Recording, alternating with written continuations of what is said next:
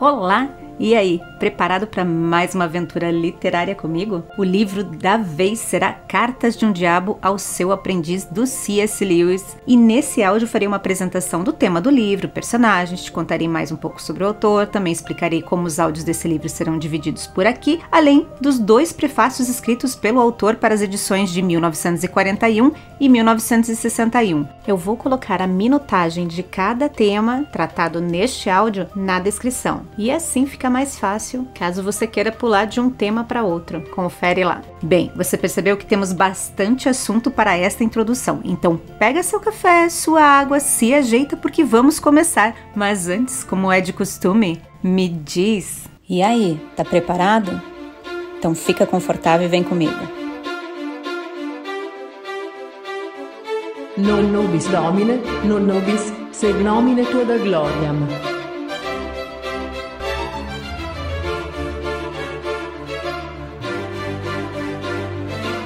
The Screwtape Letters, by C.S. Lewis. Ok, vamos começar. Qual é a temática deste livro? Bom, você já ouviu falar sobre batalha espiritual? Esse é o tema da nossa próxima leitura. The Screwtape Letters, que de acordo com a última tradução lançada no Brasil, é chamada de Cartas de um Diabo ao Seu Aprendiz. E esse é um livro religioso, teológico? Não. É um livro ficcional que ilustra de maneira simples como essa batalha espiritual é travada diariamente pelas pessoas mais comuns, como eu e você, nas situações mais banais ou nas mais importantes das nossas vidas. E agora você deve estar pensando, entendi, um livro de ficção com tema de batalha espiritual, mas precisa ser cristão para acompanhar essa história? Não. Você pode encará-lo apenas como mais uma história de entretenimento onde os personagens são fictícios e as histórias apresentam apenas algum dos dramas comuns da humanidade. Agora, se você acreditar que há mais coisas entre o céu e a terra do que pode imaginar a nossa vã filosofia, como diria Shakespeare em Hamlet, esse livro pode te acrescentar bem mais do que apenas algumas horas de entretenimento, pode apostar. E depois dessa breve ambientação sobre a história do livro, você pode estar pensando, ok, entendi, mas qual é o contexto dessa história? Que cartas são essas? Então,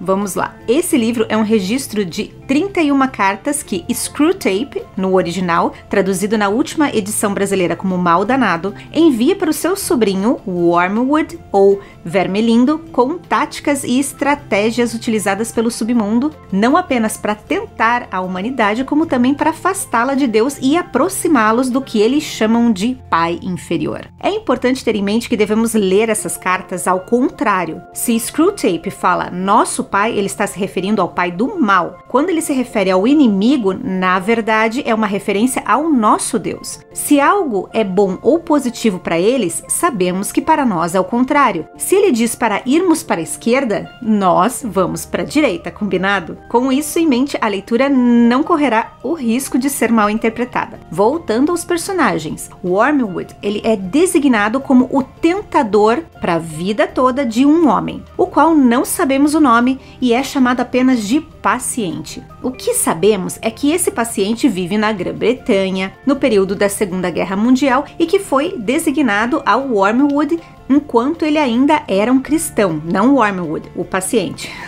Entre os esforços de Wormwood e Screwtape estão o conflito entre o paciente e sua mãe, além de áreas que envolvem amor, humildade, orgulho, castidade, entre muitas outras. Porém, não são apenas os assuntos da vida do paciente que serão apresentados, conheceremos também como funciona a burocracia do submundo do mal. Durante a leitura, você perceberá também que temos acesso apenas às mensagens do Screwtape, apesar de imaginarmos que elas são uma resposta às cartas do sobrinho. Outro dado que fica claro é a regularidade das cartas. Elas eram enviadas semanalmente em resposta aos relatórios do Wormwood. Pronto, acho que agora você tem uma ideia da história do livro. Temos Screwtape enviando cartas para o seu sobrinho Wormwood, que é como se fosse o tentador pessoal de uma pessoa, um homem chamado O Paciente. Então vamos em frente e vamos entender um pouco mais sobre a obra e o autor. O livro foi escrito por Clive Staples Lewis, ou C.S. Lewis. O ano foi 1940 e naquele tempo o mundo do autor estava mudando drasticamente. Naquele período, a Grã-Bretanha entrava em guerra com a Alemanha e o início da Segunda Guerra já não era mais boato. Apesar dos conflitos, aquele momento acabou sendo significativo para a carreira de Lewis. Ele foi contratado para contribuir com um livro no qual o assunto era dor. E desse trabalho surgiu um outro livro chamado O Problema da Dor, que também foi muito bem recebido pela crítica por abordar um assunto tão difícil com honestidade e clareza de pensamento. Esse livro acabou chamando a atenção de um diretor da radiodifusão religiosa da BBC. Em fevereiro de 41, foram produzidas 4 palestras transmitidas por Lewis, chamadas Certo e Errado, com uma pista para o significado do universo. Não muito depois disso, Lewis publica o livro Cristianismo Puro e Simples. Os livros publicados e as suas participações na rádio elevavam a fama de Lewis muito além dos muros de Oxford.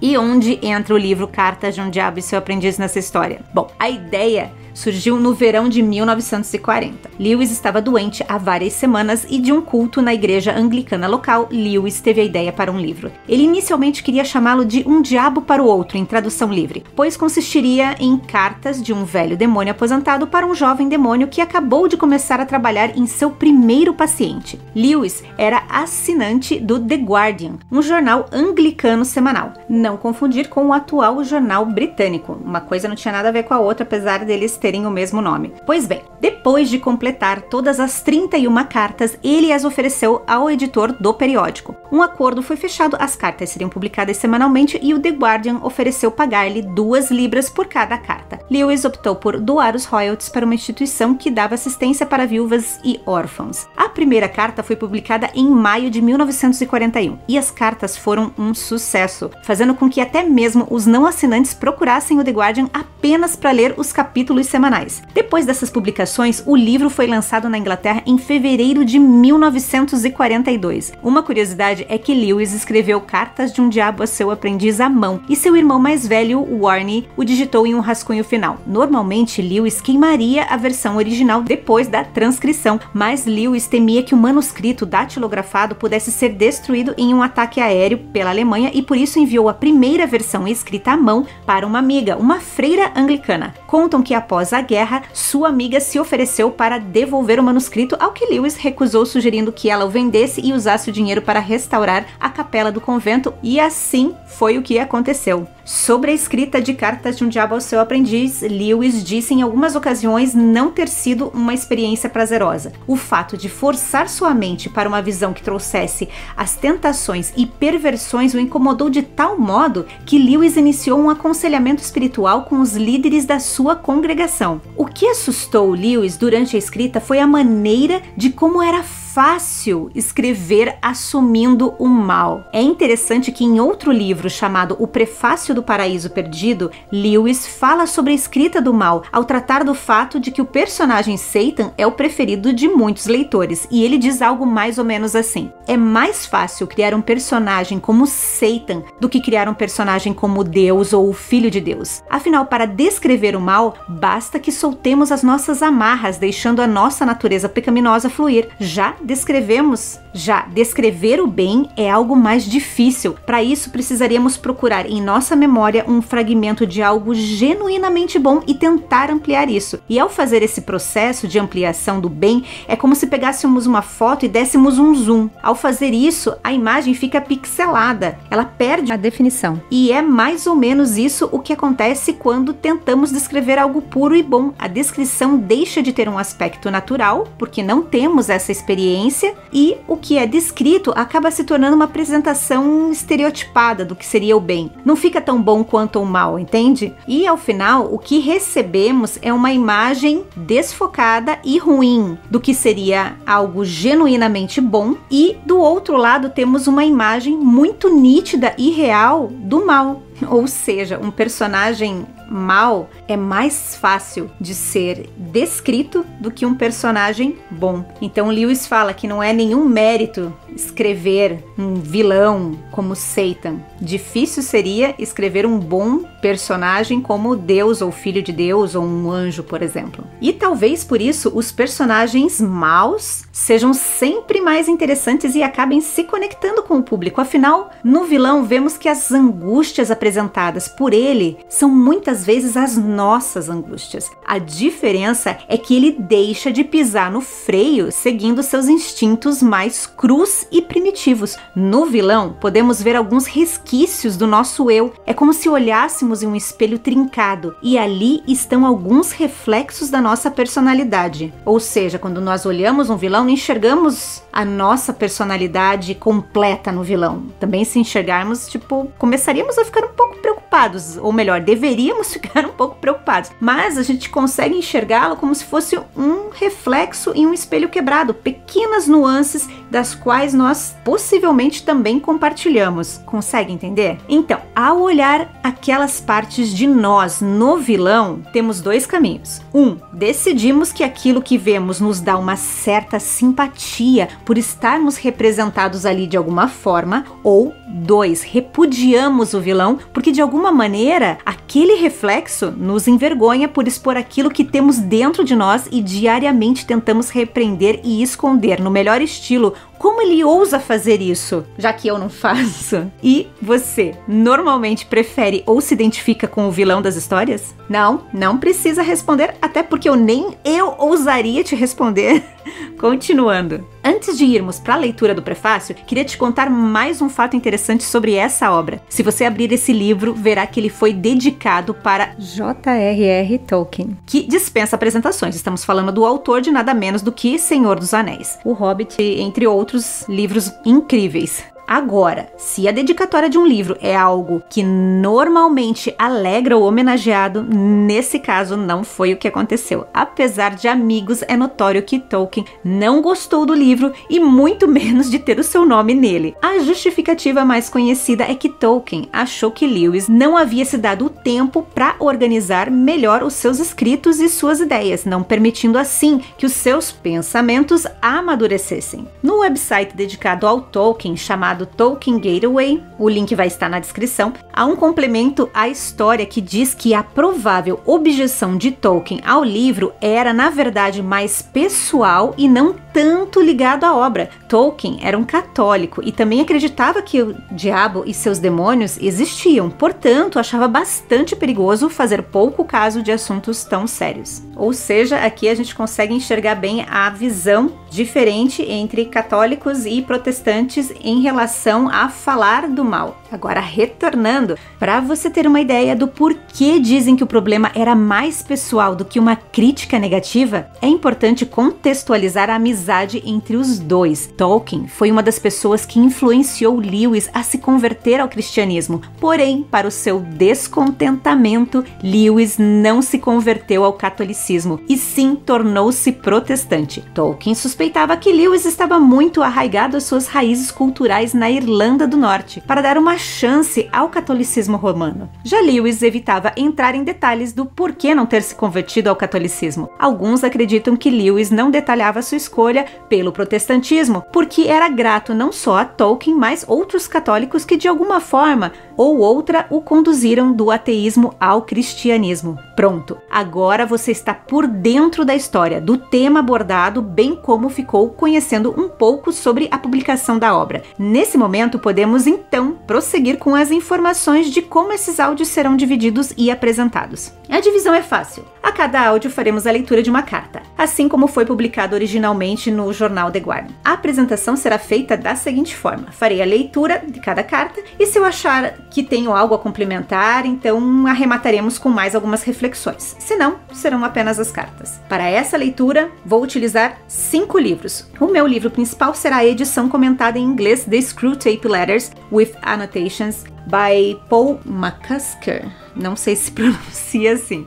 Editora Harper One. O segundo livro será um guia de estudo chamado The Screwtape Letters Study Guide and Commentary by Mondo Gonzalez, editora Shullom. A terceira será a versão que recomendo para você, caso queira fazer a leitura em português. O livro tem o título Cartas do Inferno e é disponibilizada pelo site Lê Livros, eu vou deixar o link na descrição, e como consulta adicional, se for necessário, tenho aqui também a versão em português da editora Livraria Martins Fontes e, por fim, a versão da editora Thomas Nelson de 2017, que é a mais recente. Essa versão eu tenho apenas uma amostra grátis no Kindle para me auxiliar na tradução dos nomes dos personagens. E falando nos nomes dos personagens, vamos decidir como chamá-los? No original, o personagem que escreve as cartas para o seu sobrinho é o Screwtape, que em português tem as seguintes traduções: mal danado e fitafuso. Já o Wormwood, que é quem envia os relatórios e trabalha direto com o paciente, em português é chamado de verme lindo e na outra versão verme bile. Como estou indicando para vocês a versão gratuita do site Lê Livros e nessa versão os nomes estão no original, vamos seguir no original mesmo. E por fim, sempre coloco essa ressalva ao final de cada áudio, mas acho que cabe aqui também uma explicação mais completa sobre a utilização desses livros que servem de base para eu te contar a história. A primeira coisa a se saber é que as obras de Lewis passaram para o domínio público em 2014 em países onde os direitos autorais expiram 50 anos após a morte do autor, como no Brasil. Por isso, a versão escolhida para essa leitura aqui é aquela disponibilizada pela equipe Lê Livros, que foi traduzida como Cartas do Inferno. Então, apesar de utilizar os demais livros, eles não serão reproduzidos na íntegra nesses áudios. Vamos acompanhar as cartas pela versão gratuita, combinado? Como sempre, meu objetivo com esses áudios é compartilhar aquilo que eu estou lendo, apresentando a história de acordo com o meu entendimento e estimular que os ouvintes, se estiverem interessados e tiverem condições dentro das suas rotinas, busquem os livros originais, que obviamente apresentam a ideia original do autor, livre da minha interpretação e opinião. Então, independente da leitura feita aqui ser a versão do Cartas do Inferno, todos os outros livros que eu li e me ajudaram na interpretação da história estarão sempre listados na descrição de cada áudio. Dito isso, agora vamos aos 2 prefácios escritos por Lewis. Vamos começar com o de 1941. Vamos lá então, 5 de julho de 1941. No prefácio da primeira edição, diz assim: não pretendo explicar como a correspondência que agora exponho chegou às minhas mãos. Há 2 erros iguais e opostos no que diz respeito à matéria demônios. Uma é desacreditar em sua existência, a outra é acreditar e sentir um excessivo e doentio interesse neles. Os mesmos demônios ficam igualmente satisfeitos pelos 2 erros e, portanto, contemplam um materialista e um místico com o mesmo prazer. O tipo de roteiro que é utilizado neste livro pode facilmente ser construtivo para qualquer um que tenha aprendido o pulo do gato, ou seja, já tenha um mínimo de conhecimento sobre os nossos adversários. Mas para qualquer um que tenha intenções escusas a respeito do uso deste material, já adianto, não conte comigo. Os leitores são advertidos a conceituar o diabo como um mentiroso. Nem tudo que Screwtape diz poderia ser assumido como verdade, mesmo do seu próprio ponto de vista, já que a sua natureza é mentirosa. Não tenho tentado identificar qualquer dos seres humanos das cartas, já te aviso, mas creio ser improvável que as personalidades ou papéis que representam, digamos, o pastor Spike ou a mãe do paciente, fossem exatos. Há pensamentos ansiosos tanto no inferno quanto na terra. Concluindo, foi feito pouco esforço para concatenar a cronologia das cartas. A carta de número 17 parece ter sido composta antes do racionamento da guerra ficar sério, mas, em geral, o método diabólico de contar as datas não tem qualquer relação com o tempo terrestre e, portanto, não me preocuparei em entendê-lo ou reproduzi-lo. A história da guerra europeia, a não ser vagamente, num caso ou outro, em que venha a envolver aspectos espirituais de um ser humano, com certeza não interessaria a Screwtape. E aqui encerramos o prefácio da primeira edição, datado de julho de 1941, por C.S. Lewis. Vamos então para o prefácio da segunda edição, de 1960, eu acho que eu falei 61, mas eu falei errado, se é que eu falei. Olhando as minhas anotações aqui, eu percebi o seguinte: esse prefácio foi escrito em 1960 para a edição de 1961. Então, não estava completamente errado. A edição desse segundo prefácio recebe um complemento e passa a se chamar Cartas de um Diabo ao Seu Aprendiz, e o diabo propõe um brinde, em uma tradução livre. Nesse prefácio, Lewis explicou os 2 prefácios para o seu editor assim: o prefácio de 1960 sou eu falando pessoalmente e trazendo fatos autobiográficos. Já aquele de 1941 é uma fantasia ou uma ideia de que Lewis, de alguma forma, conseguiu as correspondências diabólicas, como se ele fizesse parte da história descrita por ele. Então vamos lá, prefácio da edição de 1961, com data de 18 de maio de 1960, que começa assim: foi durante a Segunda Guerra Mundial que as cartas de um diabo ao seu aprendiz apareceram no The Guardian. Espero que as cartas não tenham apressado o seu fim, mas certamente a publicação das cartas resultou na perda de um leitor. Certa vez, um clérigo do interior escreveu ao editor do The Guardian, cancelando a sua assinatura com base no fato de que muitos dos conselhos dados nessas cartas lhe pareciam não apenas errôneas, mas positivamente diabólicas. Em geral, porém, as cartas tiveram uma recepção que eu nunca havia sonhado. As críticas eram elogiosas ou cheias daquele tipo de raiva que diz a um autor que ele atingiu sua meta. As vendas foram, em princípio, prodigiosas e continuaram estáveis. Claro, as vendas nem sempre significam o que os autores esperam. Se você avaliasse a quantidade da leitura da Bíblia na Inglaterra pelo número de Bíblias vendidas, você se surpreenderia muito. As vendas de Cartas de um Diabo ao Seu Aprendiz, de certa maneira, sofrem de uma ambiguidade semelhante. É o tipo de livro que se dá aos afiliados, o tipo que se lê em voz alta nos retiros, e até, como notei com um sorriso sem graça, que ele se tornou aquele tipo de livro que são deixados nos quartos de hóspedes para que ali permaneçam sem qualquer manuseio,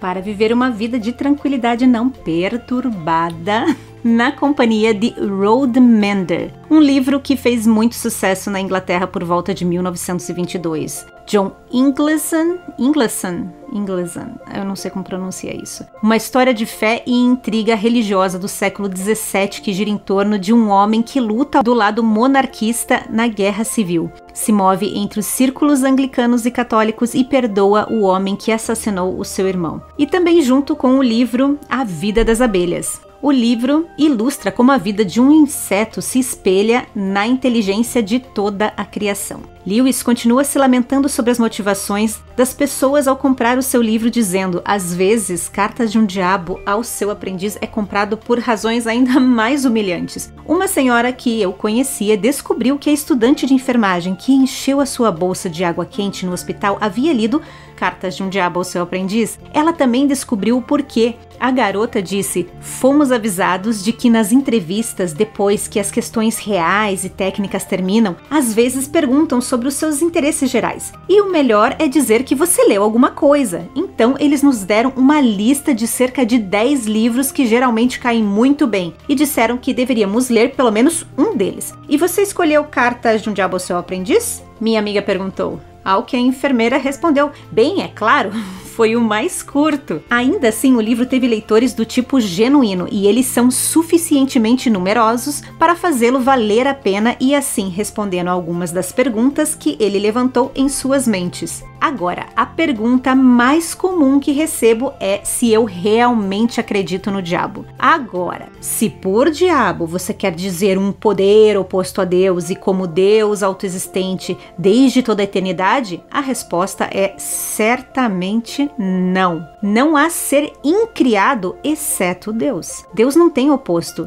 Nenhum ser poderia atingir uma perfeita maldade, oposta à perfeita bondade de Deus, pois quando você tiver tirado todo tipo de coisa boa, inteligência, vontade, memória, energia e a própria existência, não restará nada a ele. A pergunta apropriada é se eu acredito em demônios. Eu acredito, ou melhor, acredito nos anjos e acredito que alguns deles, pelo abuso do seu livre arbítrio, se tornaram inimigos de Deus e, como resultado, de nós também. Estes podemos chamar de demônios. Eles não diferem em natureza dos anjos bons, mas sua natureza é depravada. O diabo é o oposto do anjo, apenas como o homem mau é o oposto do homem bom. Satan é o líder ou o ditador dos demônios. é o oposto não de Deus, mas de Miguel. Acredito nisso, não no sentido de que seja parte do meu credo, mas no sentido de que é uma das minhas opiniões. Minha religião não estaria em ruínas se essa minha opinião fosse comprovadamente falsa. Até que isso aconteça e as provas de uma negativa são difíceis de encontrar, vou manter a minha opinião, até porque, a meu ver,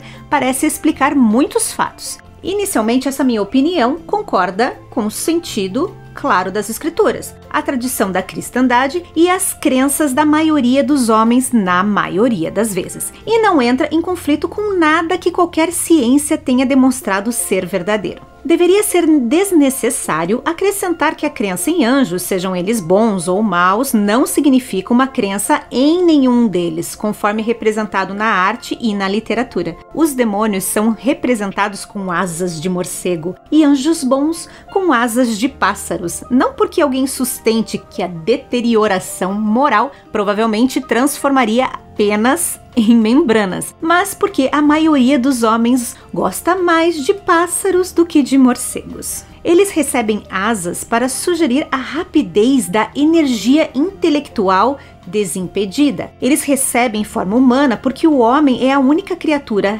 racional que conhecemos. Criaturas superiores a nós na ordem natural, sejam corpos incorpóreos ou animados de um tipo que não podemos experimentar, devem ser representados simbolicamente se quiserem ser representados. Essas formas não são apenas simbólicas, mas sempre foram conhecidas por serem simbolizadas por pessoas sensatas. Os gregos não acreditavam que os deuses fossem realmente parecidos com as belas formas humanas que os escultores lhes davam. Em sua poesia, um deus que deseja aparecer a um mortal assume temporariamente a aparência de um homem. A teologia cristã quase sempre explicou a aparição de um anjo da mesma maneira. São apenas os ignorantes, diz Dionísio no século V, que sonham que os espíritos são realmente homens alados. Nas artes plásticas, esses símbolos degeneram constantemente. O anjo de Fra Angélico carregam no rosto e gesticulam a paz e a autoridade do céu. Fra Angélico,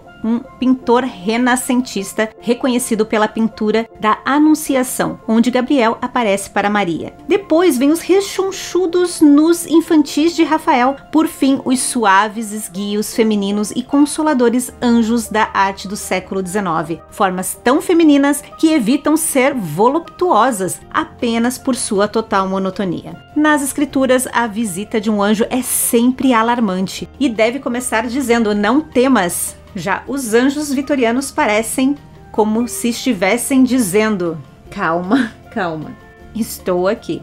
Os símbolos literários são mais perigosos porque não são tão facilmente reconhecidos como simbólico. Os de Dante são os melhores. Diante de seus anjos cantamos com admiração. Seus demônios, como Ruskin, não sei como se pronuncia, que era um autor, artista e crítico de arte, observou com razão em sua raiva, despeito e obscenidade são muito parecidos com o que a realidade deve ser do que qualquer coisa descrita por Milton. Os demônios de Milton, por conta de sua grandeza e alta poesia, causaram um grande dano aos anjos caídos. Isso porque Satan possui certas virtudes e seus anjos devem muito a Homero e Rafael. Porém, a imagem realmente danosa é do personagem de Goethe, o Mefistófeles, que é um personagem de Fausto, caracterizado como um espirituoso, civilizado, sagaz e facilmente adaptável, tem colaborado para que se alimente a falsa ideia de que o mal proporciona de alguma maneira a liberdade, quando já se tornou patente que o que ocorre é justamente o inverso.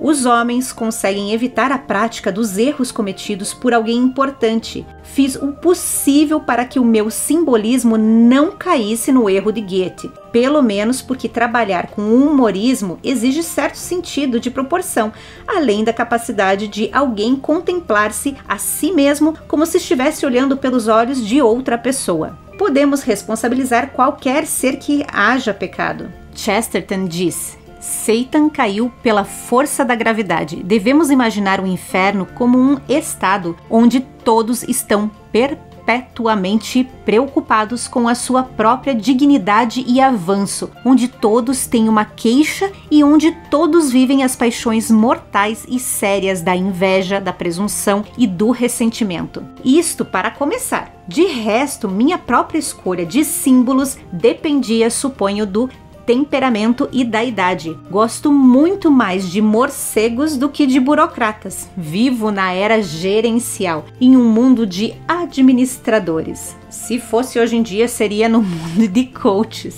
Enfim, vamos continuar. O maior mal já não é cometido naqueles sórdidos antros do crime que Dickens adorava pintar. Isso não é feito nem mesmo em campos de concentração e campos de trabalho. Neles vemos o seu resultado final, mas ela é concebida e ordenada, movida, apoiada, transportada e minuciosamente definida em escritórios limpos e bem acarpetados, aquecidos e bem iluminados, por homens quietos, com colarinhos brancos e unhas bem cortadas e bochechas bem barbeadas, que não precisam levantar a cabeça ou a voz. Portanto, naturalmente, meu símbolo para o inferno é algo como a burocracia de um estado policial, ou os escritórios de uma empresa de negócios totalmente desagradável. Milton nos disse que o diabo, com o maldito diabo, firme acordo se mantém. Paraíso Perdido, canto 2, lá no verso 496. Milton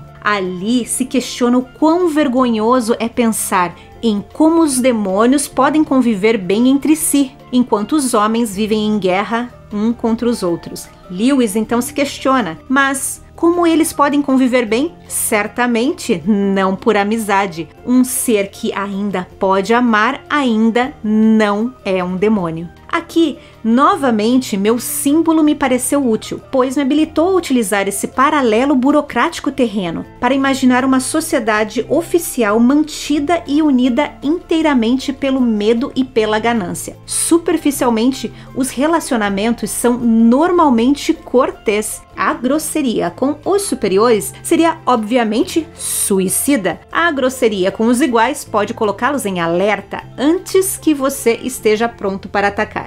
Pois é claro que cão come cão é o princípio de toda a organização. Todos desejam o descrédito, o rebaixamento e a ruína de todos. Todos são especialistas no relatório confidencial, na aliança fingida, na facada pelas costas. Sobre tudo isso, suas boas maneiras, suas expressões de grave respeito, suas homenagens aos serviços inestimáveis uns dos outros formam uma crosta fina que, de vez em quando é perfurado, e quando isso acontece, a lava escaldante de seu ódio jorra. A utilização desse símbolo também me permitiu livrar-me da fantasia absurda de que os demônios estão empenhados na busca desinteressada do grande mal, mal com letra minúscula. Os meus anjos maus são exatamente como homens maus, ou seja, são totalmente práticos. Eles têm dois motivos. O primeiro é o medo da punição, pois assim como os países totalitários têm seus campos de tortura, meu inferno contém infernos mais profundos, onde ficam as suas casas de correção. Seu segundo motivo é uma espécie de fome, e eu imagino que os demônios podem, no sentido espiritual, comer uns aos outros, e a nós também. Já na vida humana, vimos a paixão de dominar quase a ponto de digerir o próximo, fazer de toda a sua vida intelectual e emocional meramente uma extensão da sua própria, odiando assim os próprios ódios, ressentindo-se com as próprias queixas e satisfazendo-se do próprio egoísmo por meio dele e de si mesmo. Na Terra, esse desejo costuma ser chamado de amor. No inferno, eu finjo que eles reconhecem isso como fome. Mas lá, a fome é mais voraz e uma satisfação mais completa é possível. Lá, eu sugiro o espírito mais forte, talvez não haja corpos para impedir a operação, pode real e irrevogavelmente sugar o mais fraco para dentro de si. Se você já leu Harry Potter, pode estar agora imaginando algo parecido com um dementador. Voltando. E devorar permanentemente o seu próprio ser na individualidade ultrajada do mais fraco. E eu imagino que é por isso que os demônios desejam as almas humanas e as almas uns dos outros. É por isso que Satan deseja todos os seus próprios seguidores e todos os filhos de Eva e todos os exércitos do céu. Seu sonho é o dia em que tudo estará dentro dele e tudo que diz eu só poderia dizê-lo através dele. Esta, eu suponho, é a paródia da aranha inchada. A única imitação que ele pode entender daquela generosidade insondável pela qual Deus transforma ferramentas em servos e servos em filhos para que possam finalmente se reunir a ele na liberdade perfeita de um amor oferecido do alto, das individualidades absolutas que ele as libertou para serem. Em síntese, Deus se compraz em pedir ao homem a sua individualidade, mas tão logo o homem a cede, o maior prazer de Deus é devolvê-la aprimorada. Deus bate a porta ao passo que o diabo a arromba. E o Espírito Santo enche, os diabos apenas possuem. Assim mesmo como acontece nos contos dos irmãos Grimm, I Only Dreamed Of, tudo isso é apenas mito e símbolo. É por isso que a questão da minha própria opinião sobre os demônios tem menos importância para um leitor de Cartas de um Diabo ao seu aprendiz. Para aqueles que compartilham dessa opinião, meus demônios serão símbolos de uma realidade concreta, para outros serão personificações de abstrações e o livro será uma alegoria. No fim das contas, faz pouca diferença o modo como você o lê, pois é claro que seu propósito não será especular sobre a vida diabólica, mas lançar luz de um novo ângulo sobre a vida dos homens. Já me disseram que não fui o primeiro a trilhar esse caminho das cartas, e que alguém no século XVII já havia escrito Cartas de um Demônio. Não li esse livro. Eu acredito que sua inclinação era principalmente política, mas reconheço de bom grado uma dívida para com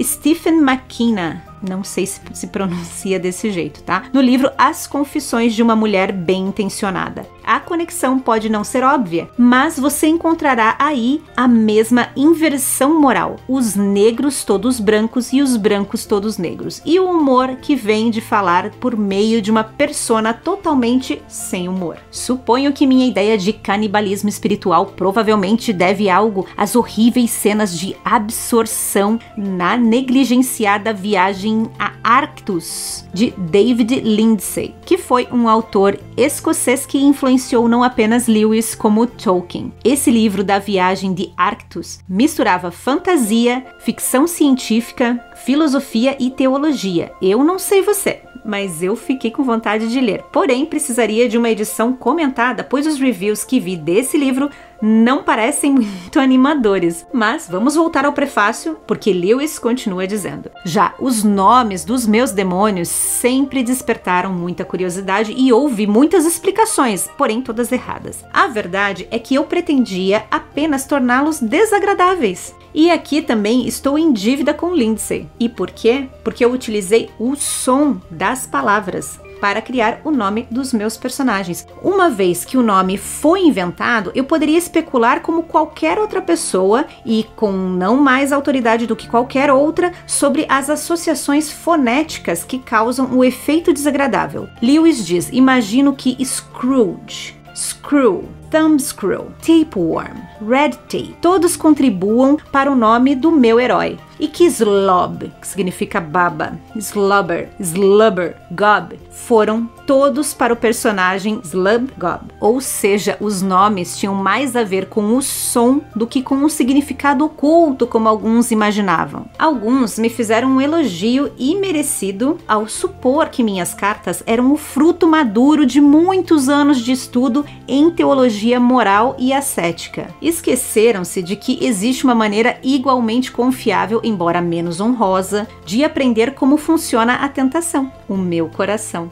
era o que bastava para que eu pudesse escrever. Eu não preciso de nenhum outro motivo. O meu coração me mostra a maldade dos ímpios. Muitas vezes me pediram ou aconselharam-me a acrescentar algo às cartas originais, mas por muitos anos não senti a menor inclinação para fazê-lo, embora nunca tivesse escrito nada com mais facilidade do que essas cartas. Nunca escrevi também nada com menos prazer. A facilidade veio, sem dúvida, do fato de que a partir do momento em que você acessa o dispositivo das cartas diabólicas, tudo surge espontaneamente. Se você permitir, essas ideias podem fluir de você por 1000 páginas. Mas embora fosse fácil torcer a mente para uma atitude diabólica, não era divertido. Ou não por muito tempo. A tensão produziu uma espécie de cãibra espiritual. O trabalho no qual eu tinha que me projetar enquanto falava através do Screwtape, ou mal danado, era como se fosse todo poeira, areia, sede e coceira. Todo traço de beleza, frescor, genialidade tinha que ser excluído. Isso quase me sufocou antes de terminar essa obra. E teria sufocado os meus leitores se eu tivesse prolongado. Além disso, eu tinha uma espécie de ressentimento contra o meu livro por não ser um livro diferente, do tipo que ninguém pudesse escrever.